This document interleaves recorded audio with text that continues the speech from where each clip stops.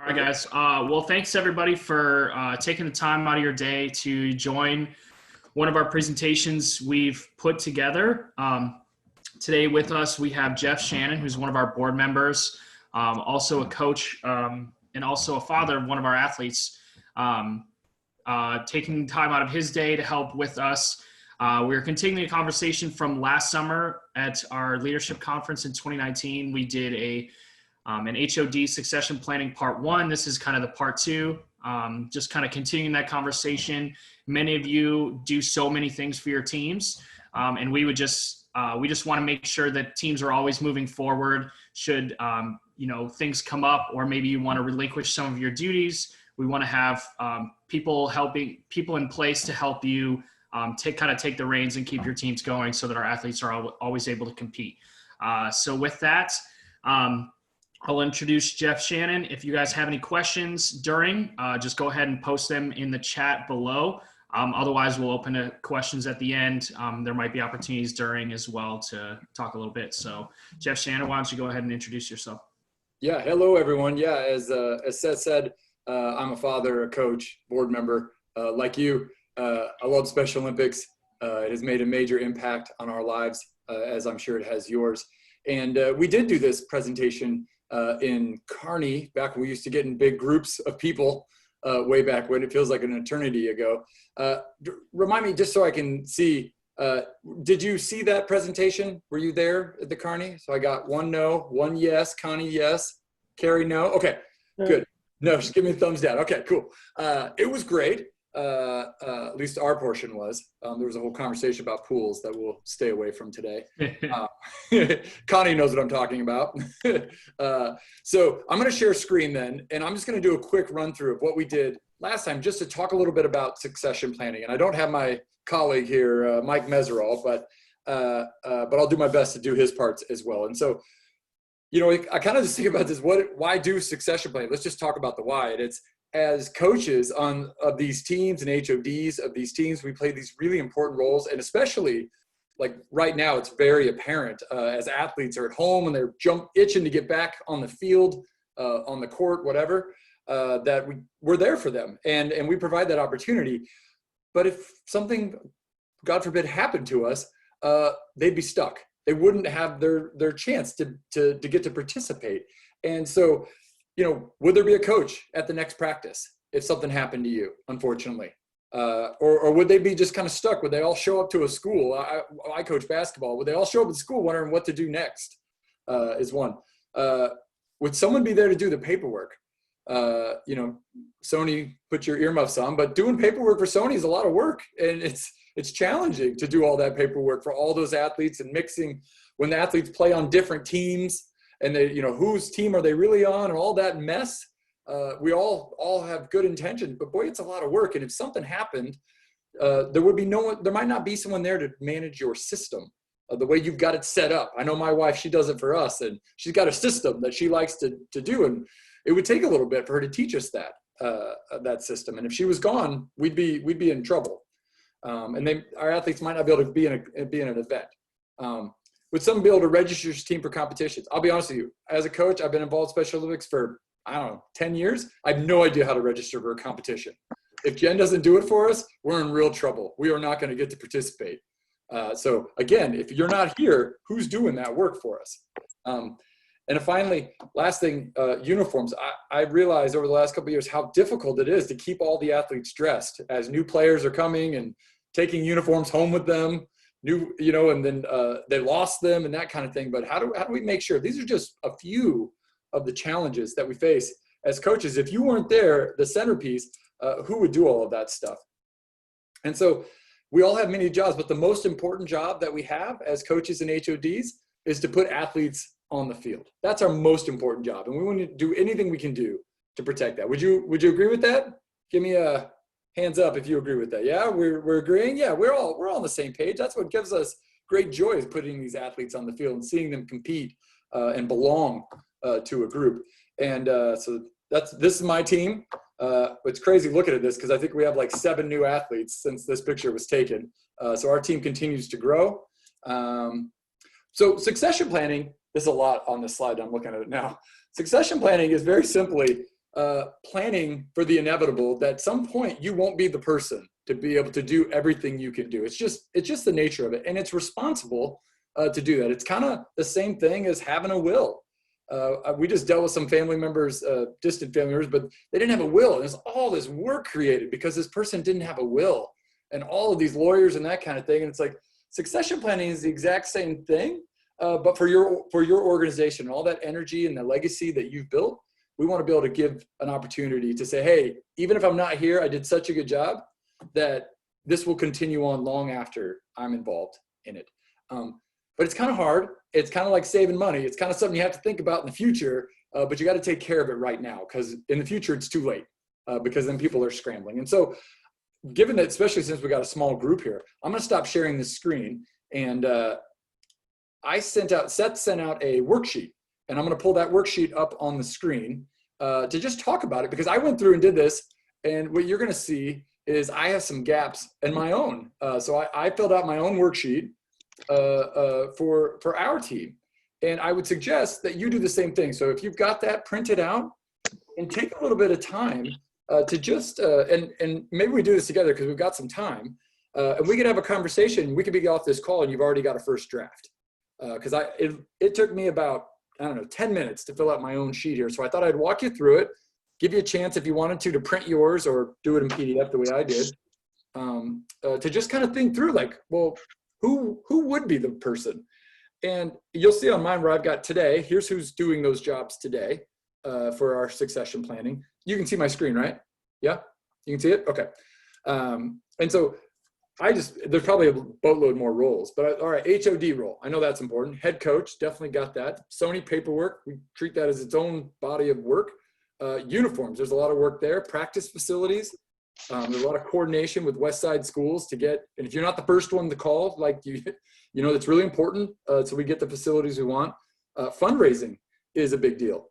And then I just put other for an example. So my plan here is to walk you through what we're doing, and then kind of talk about where we're at, and then maybe we all kind of have a little bit of conversation and kind of strategize together. Does that sound okay? Yeah, okay. So like I said, my wife does the HOD role, and as I filled out this worksheet, this year we probably need to have someone help her, just so they know how to do it. One, she might get tired of doing it. It's a lot of work and a lot of responsibility, but no one on our team, as I did this worksheet, no one on our team knows how to do it except for her. And so that's a gap for us as a team. It's like, all right, we need to at least get someone in the first column, right? And I did first and second as these would be my first choice and my second choice.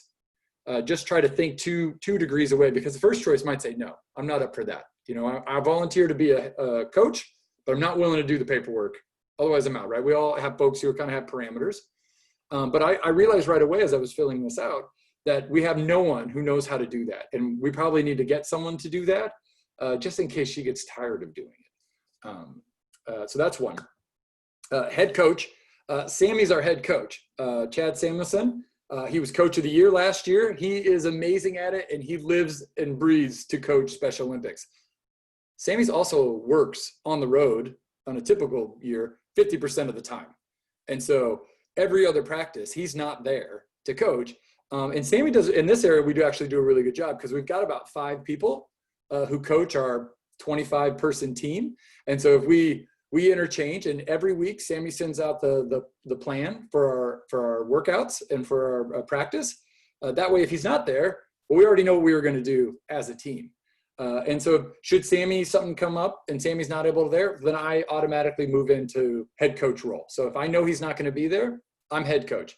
And if I'm not there, and because I work travel too, we have Brian and Shannon as well. And if something were to happen, our team got so big that we couldn't manage it anymore, we've already talked to Brian about, hey, we've got kind of in our team, you saw in our picture, we got a bunch of little kids and we've got some adults, and trying to separate we've got enough athletes now we can actually separate into 2 teams, and we've been grooming Brian to take over, and he's going to take over one of those teams. And so just kind of spreading out that duty versus me and Sammy running back and forth for games at a tournament, trying to make sure we can be at all of our games. And so in that area, I feel like we're really comfortable. So I'm going to stop there and kind of see what resonates with you, what I've told you so far. What makes sense? Carrie, what do you think? Well, I would be needing a different plan for all of our 10 sports. And so, Holy cow. You'd have a different page for each one, I would think. well, and that's not uncommon for some of the other teams too. Yeah. So yeah, it's thinking through some of these would work the same across the board. So it's mainly the head coach for each of those sports and what that would look like. And with a large team, we do have some challenges. I'm not sure that I'd be the one to start off this conversation, actually. So, well, say more. What do you mean? I'm just curious. What's that? Say more. What did you mean by that? You wouldn't be the one. Well, because we have, 200 people on our team plus, and so we have some unique challenges that maybe aren't the same as what some other people have. Okay. And so that's why I'm thinking that perhaps I wasn't the best person to start this conversation. And I also work for a department where that's part of my job description. Oh. And so part of the succession is it goes into someone else's job description. So. Okay. Okay. So do you feel like if you were to rate yourself, maybe, and Connie and Sarah, team, and Alyssa's a coach too, I guess. I always take for granted as the SONE staff, they're not part of this conversation, but they are. If you were to rate, like, how do you feel confidence that, like, if something happened to you, things would be okay on the team? Like 5's great, and one is like, oh, we'd probably be in trouble. I put us at about 3 or 4 because we've got enough people on board that kind of know what's going on. That they'd be able to pick it up. If there's, sorry, we're having our own discussion. if there was something would happen to Connie or myself for our team, we'd probably be in big trouble. Yeah. Does this resonate with you? What I'm kind of just going through a simple exercise just to get it started, right? Like, it doesn't solve the problem, but at least get you thinking that way. Yeah. Sarah, you coach too, don't you? Yeah. What's your thoughts? We're actually, so I'm kind of involved with 2 teams at the moment. I am a teacher at the Madonna School, so I've been helping out Coach V with the team. And then we're also trying to get a new team started with the Omaha Parks and Rec that had signed on to start a bocce team this summer, but unfortunately that won't be taking place this year. But for the Madonna team, we had a teacher at the school who was the head coach. Sorry, my battery's saying. She was the head coach for flag football and basketball, and the assistant coach for swimming and track, and she's not coming back to teach this next year, so it leaves quite a few gaps. Yeah. We also had about 5 of our flag football players decide they weren't coming back to Madonna, so we're trying to find a succession plan for our athletes to make sure that we have enough athletes to fill our team this year. But I think you touched on it, is just the hardest part. I mean, Coach and I were meeting up at school last week and just trying to think of a coach for flag football because it's the first sport that could be coming up in the fall. And we probably talked through, 5 or 6 people that we thought would be a really good fit, but we know that all 5 or 6 of them could say no, and then we just have to keep asking and keep thinking of people. And I think that's the biggest barrier, is people are either 100% Special Olympics, I'll do whatever I need to do, or they're so apprehensive to step in and to get involved. And so that's kind of where we're at right now, is just looking for the head coach role. Yeah, and I think some folks are nervous about it because they don't. I think like Brian in this example, and Shannon too. Shannon's a doctor, a student at Creighton, and she's amazing. She's been on our team. I'm not even sure how she ended up coaching on our team. She just showed up to practice one day. It was like, oh, she's a volunteer. Elisa might have sent her our way, but she's been great.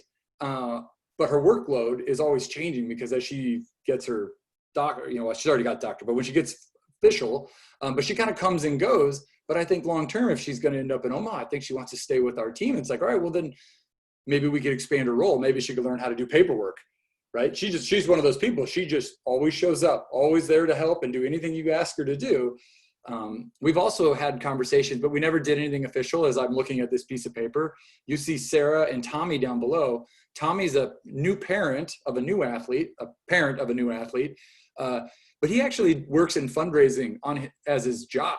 And it was like, we're not tapping into that at all. Like, he would be great for that. And he's a great basketball player. And so he helps us out in practice. But Sarah, she helps out. I have other here. We've got a couple athletes who need a lot of one-on-one, like someone to be out on the court with them to help them stay on track.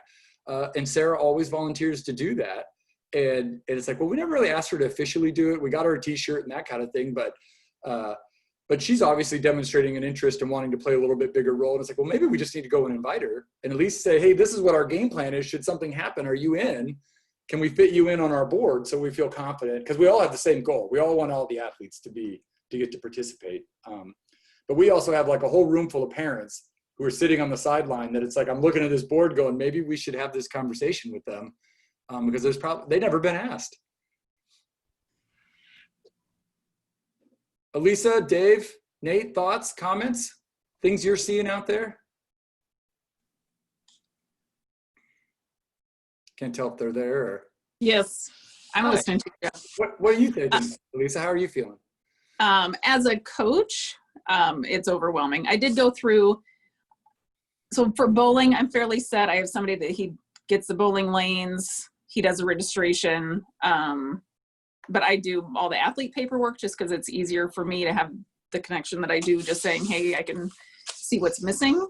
Yep. And then you and I kind of share some athletes for track and flag football. Yep. Which right now that works out pretty well, but as different athletes get added and I get younger and younger ones when mine are getting older and older, yep. I see some benefits of, getting some other delegations started. Yep. Not that I don't want a varying of age, but it is hard when I have one gym and then you end up with 40 kids that you're trying to do practice with. So, and in smaller towns like Shadron, I mean, you can't do different teams. You're struggling just to fill a basketball team with what you have. So everybody's a little bit unique, but I agree that you do need some people, but I do have a room full of parents that will sit there and you may ask, and sometimes they don't step up. So that's fair. We never asked. I don't know. Yeah. Yeah, great. Nate, Dave, challenges, opportunities that you're seeing? I think some of the challenges that you're going to run into, Jeff, you brought up some good points. Carrie is a good example where she has a huge delegation, but she has that written into her job description, who's going to kind of fill in for her if something happens. But we do have other large delegations that don't have that. And so that's going to be a huge challenge for them when they have multiple sports. There are smaller delegations where this single sheet is going to work just perfect because it's like we only have 15 athletes. We can knock all this out. But when you have those larger ones, you're going to have multiple sports, multiple people taking care of it, because to your point earlier, you might have someone that comes from another delegation just to play basketball with you, but they're generally not swimming with you. They're not running track with you. They're not doing anything else. So you might need a separate sheet that's going to cover that, so that person who's in charge of that sport, that sheet knows, oh, you know what, I have Brady coming to play on this. He doesn't do anything else. So I'll make sure that all those boxes are checked on that. So I think that's something we have to look out for, is when you do have people coming from other delegations. A good example is tennis. We only have 3 delegations that do tennis. So all those tennis players come from other places to play on that one team. And the biggest challenge those coaches have is, hey, honestly, I don't know if their paperwork's up to date because I see them for these 3 months. And the next 9 months out of the year, I don't know who they're playing for or what they're doing. So we reach out and say, hey, it's tennis time. You got 8 athletes that don't have their paperwork. It's like, okay, I didn't know that because I haven't seen them for 9 months. So that's a challenge right there that we need to try and overcome. And this is a great start, kind of assigning people to just do some checks and balances and to make sure that we are not missing anybody and giving them all the opportunity to play. Yeah, that's great, Dave. Yeah, it's when we first talked about it in program committee, it it was like, it felt really overwhelming. And so as we talked about it last year at the convention in Kearney, and then getting ready for it today, I was like, well, how do we make it? How do we just get the conversation going? Can we at least get the conversation started? Can we force ourselves to do it? Because it's like, I thought about some spreadsheet, you could do all this stuff, but it was like, maybe we just need to get people talking about it and then look at some gaps that we might have. Because I just do it to myself. I'm just like, oh man, like we have no backup plan there. Like we'll be in real trouble if my wife decides she's out. And I just think that, and we're a really simple, small team. Though, as Elisa said, we do share athletes. But just being able to kind of get your arms around, at least get that dialogue started and to possibly invite more people in to help, or at least shadow, to say that you don't have to be responsible for it, but would you just keep an eye on it in case something happened? That might be another angle too. Nate, what's on your mind? Yeah, thanks, Jeff. So, I don't coach for Special Olympics Nebraska team myself. I do coach though, for my kids. I coach youth sports, and, I coach 3 different teams. I coach a flag football team, a softball team, and a baseball team. And I can tell you that, although it's different, there are some similarities. My most enjoyable experience out of those 3 is my baseball team. And a large part of that is because I have help, or more help than I have with the other 2. And we do have, kind of those backups, I guess you would say, where if something were to happen to where I couldn't coach any longer, I'm confident that things would continue for those kids. They really enjoy playing together. They've been together now. We're on our 3rd year together.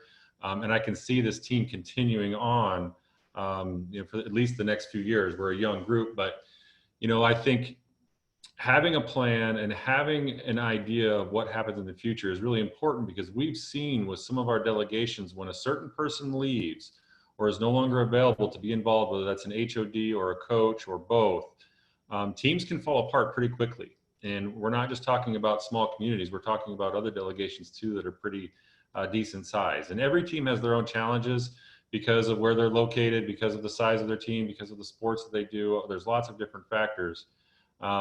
But the fact that we're talking about this and we're looking toward it, I think is great, because, our program needs to continue to get younger so that we can continue to be active and continue to grow in the years to come. And so we need to train new volunteers and get people that know how to fulfill that HOD role, knowing how much work it really is. And I would agree with what you said too. And we always talk about this with new delegations. We encourage kind of co-HODs. We encourage people to have a second person that not only knows how to do the job, but can lessen that load for that person. Yeah. Well, like you said, having help makes it more enjoyable. I'm feeling guilty as I look at the page. I'm like, my wife gets the least enjoyable tasks on here. And it's like, well, how do we swap that out a little bit so she doesn't feel like she's all alone in that spot? So I'm feeling a little guilty as I look at the page, because I get all the joy of the fist bumps and the high fives of the scored baskets, but I don't suffer from any of the other things. So just balancing it out a little bit too, I think will extend the joy, and then other people will get to share in that joy, right? Absolutely. And I think, talking with the families, like you said, is a good first step. And you might find that maybe some are just not interested in that role, but you might find somebody that has a great opportunity to help you with fundraising or something else. Or maybe there's somebody that has a great relationship on the court with a specific athlete, like you talked about, that, there are certain challenges. I mean, I could think back to a team that I coached in the past. I moved on and kind of passed on, the coaching responsibility to someone else because my daughter moved on to a different sport. But, looking back, I feel bad because there were a couple of kids that I worked really well with that stopped playing after I left. And it wasn't just because of that relationship, but there was no longer a focus on reaching those kids, knowing the challenges that came with coaching them as part of the team. Yep. And so I think having more people, having people that work really well together and that, can kind of do the same roles is really helpful for the long-term success of your team.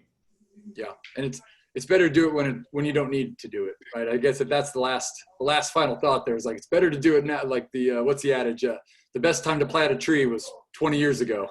Right. The next best time is right now. And so that's just being asked to do this makes me think about it like, all right, we have work to do. And I'm sure you're looking at it going, all right, we have work to do too. Even if it's can't do the whole thing, can't eat the whole elephant, can we at least start with, like Carrie, one team? Let's just tackle one team in the next month, and we'll tackle another team next, maybe. Might be a strategy. So like I said, I wanted to keep it simple. The team asked me to talk a little bit more about it. Hopefully this is helpful for you. Seth, I'll pass it back over to you. Sure. Well, thanks again, Jeff, for taking the time, to help further this discussion and really just get people thinking. I think it's just important, to get the conversation started and get people really thinking about maybe how many roles they hold on their team and maybe how we can assist them in any way and have other people getting more involved and things like that.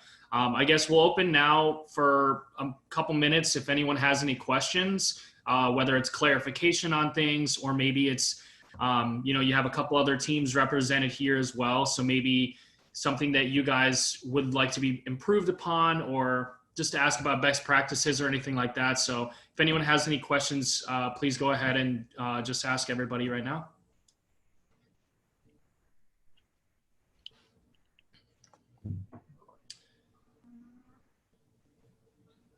Connie or Melissa, you guys have any questions? Or any thoughts? No, we just are in trouble. Yeah, because we do it all. I think especially like your team, you guys have been involved with your teams for so long, and so much of your family's involved. I think, you guys are so heavily rooted in your team.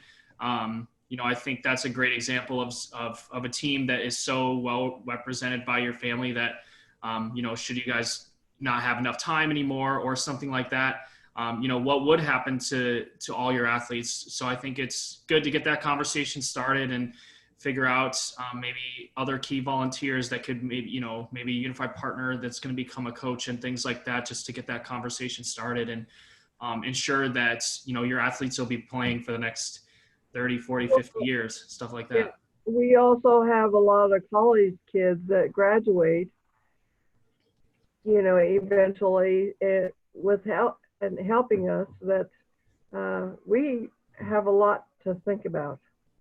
Yeah, I think you guys have a rotating door with a lot of your volunteers too, it sounds like. Yeah, they're good volunteers. I mean, wonderful volunteers, but they do usually here about 4 years, and then we have to find new coaches, and hopefully we get new freshmen, but still you have to train them a little bit. Yeah. Yep. Some of them come so it's something that we definitely need to think about. Well, it's baby steps. So just a little progress is a step in the right direction, right? It can be overwhelming. You try to do the whole thing. Yeah.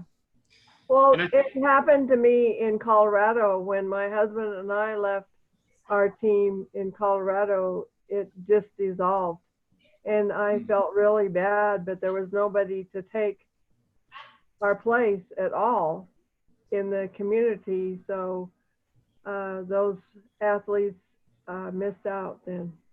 So I don't want that to happen in Chadron. Yeah. So.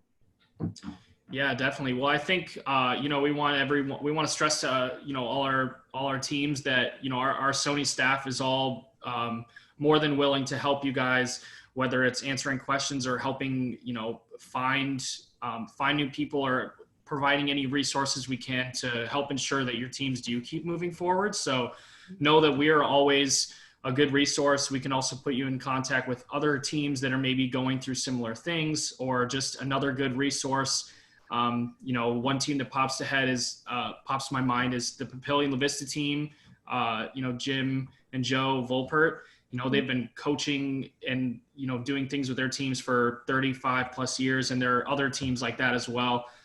We definitely have great resources, colleagues of yours that we could put you in contact with. But, if there's not any other questions, thanks everybody for taking the time out of your day.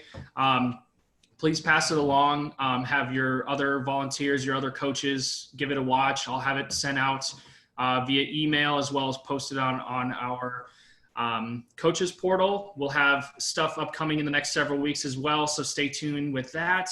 And should you guys have any questions, reach out to me or any other SONE staff. And then, thanks again, Jeff, for taking the time to help present, and hope everyone has a good rest of your afternoon. You too. Thank you. Thanks, everyone. Thanks, guys. Bye. Bye, everyone. You're welcome. Good night. Oh, goodbye.